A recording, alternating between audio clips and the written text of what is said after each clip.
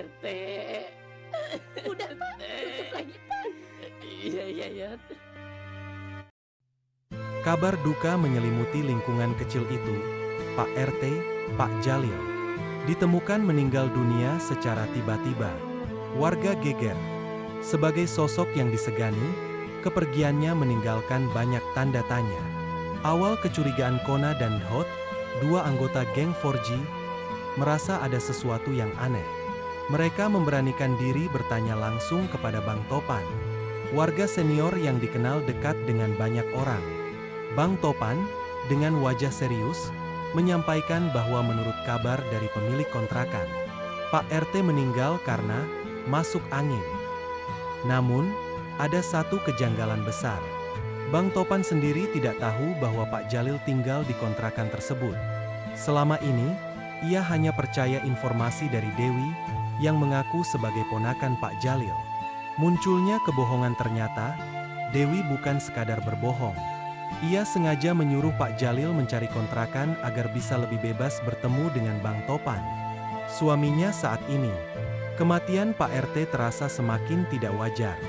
Bersama Peot, rekan geng 4G lainnya, mereka sepakat untuk menyelidiki kebenaran di balik kematian Pak RT.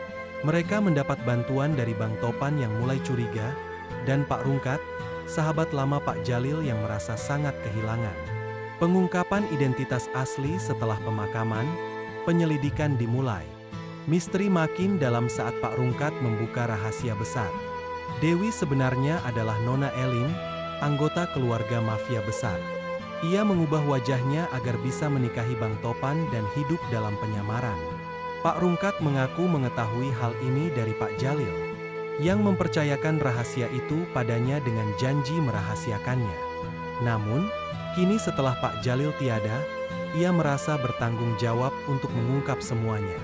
Kecurigaan terhadap pembunuhan Bang Topan sok berat. Ia mulai berpikir, mungkinkah Pak Jalil dibunuh? Bahkan menghabisi orang-orang yang dianggap sebagai ancaman. Kecurigaan mengarah pada kemungkinan bahwa bodyguard Nona Elinlah yang menghabisi Pak Jalil. Demi menjaga rahasia besar mereka. Terjebak dalam konspirasi mafia geng 4G, bersama Bang Topan dan Pak Rungkat. Kini sadar bahwa mereka menghadapi musuh berbahaya, keluarga mafia besar yang tak segan bertindak brutal. Mereka harus berhati-hati, karena satu langkah salah saja bisa mengorbankan nyawa. Namun semangat 4G tak mudah padam. Mereka bertekad mengungkap kebenaran. Apakah kematian Pak RT benar bagian dari konspirasi keluarga mafia? Sejauh mana keterlibatan Nona Elin alias Dewi? Mampukah mereka mengungkap semua sebelum nyawa mereka sendiri terancam? Penyelidikan terus berlanjut, memasuki dunia gelap yang belum pernah mereka bayangkan. Malam itu, geng 4G bersama Bang Topan dan Pak Rungkat memutuskan untuk mendatangi kontrakan tempat Pak Jalil tinggal sebelum meninggal. Dengan senter seadanya dan jantung berdegup kencang, mereka menggeledah kamar kecil tersebut.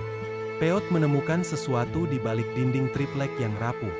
Sebuah buku catatan tua berisi tulisan tangan Pak Jalil. Catatan itu penuh dengan pengakuan.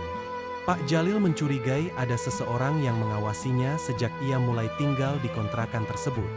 Ia menulis tentang sosok bayangan yang sering muncul di dekat jendela, dan ketakutannya bahwa Dewi, Nona Elin memiliki niat jahat terhadap dirinya.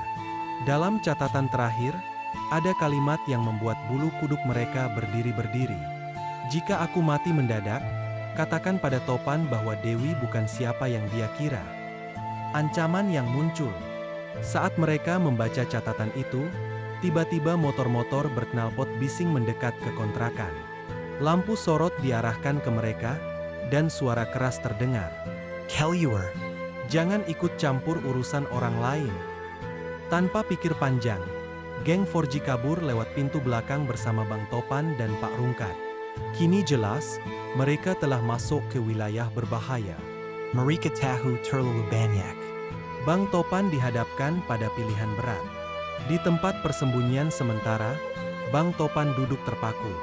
Selama ini, ia mencintai Dewi, Nona Elin sepenuh hati. Tapi semua kebohongan itu membuatnya hancur. Pak Rungkat memandangnya serius. Topan, Kalau kau tetap bersamanya, kau ikut bermain di dunia mereka. Dunia yang penuh darah dan pengkhianatan. Bang Topan menggenggam buku catatan Pak Jalil erat-erat. Ia sadar, mungkin nyawa mereka semua sekarang terancam.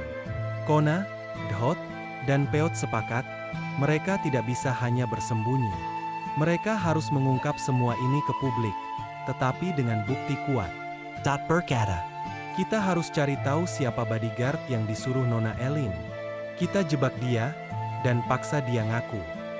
Peot menambahkan, tapi kita harus hati-hati.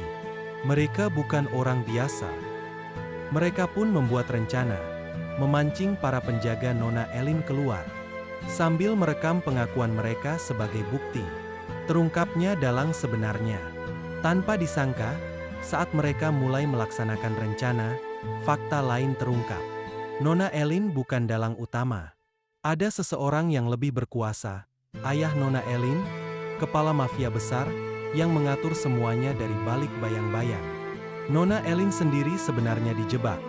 Ia dipaksa menjalani misi menikahi Bang Topan untuk alasan politik keluarga. Cinta yang dirasakannya pada Bang Topan nyata, namun ia terjebak dalam permainan kekuasaan. Saat geng 4G hendak membawa bukti ke polisi, sebuah mobil hitam misterius menghadang jalan mereka. Pintu mobil terbuka, dan muncullah sosok bertubuh besar dengan tatapan dingin. Kalian sudah terlalu jauh.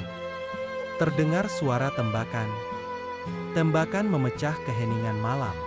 Kona cepat bereaksi. Minarik dat dan piat ke belakang tumpukan tong sampah.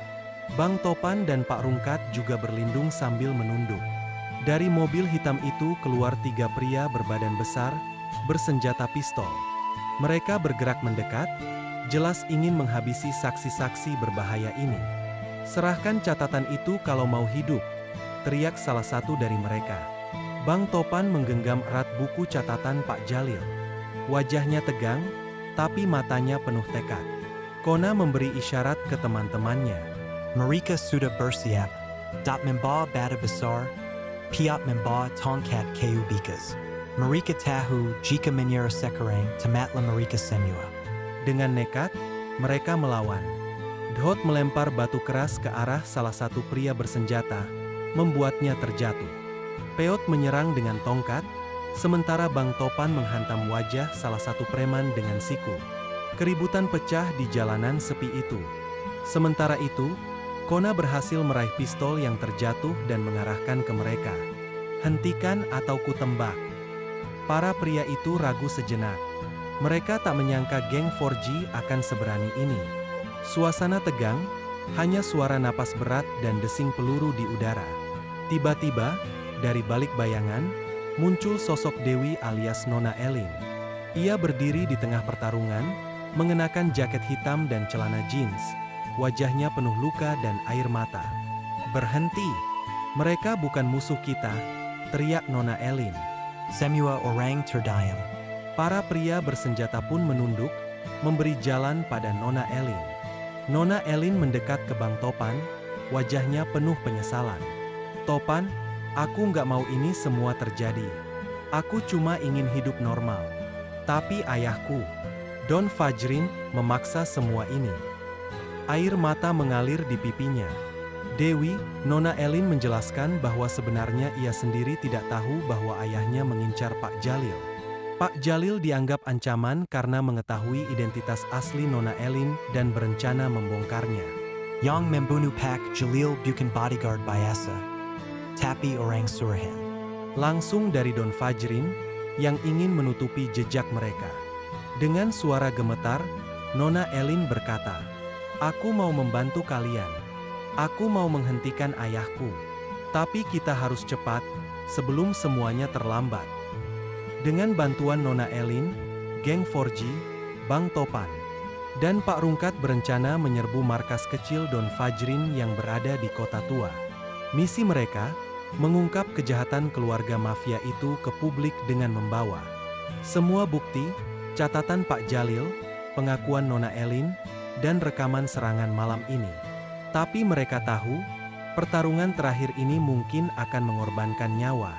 Di depan sebuah gudang tua yang remang-remang, mereka berkumpul. Kona mengepalkan tinjunya, menatap teman-temannya. Kita mulai ini bersama.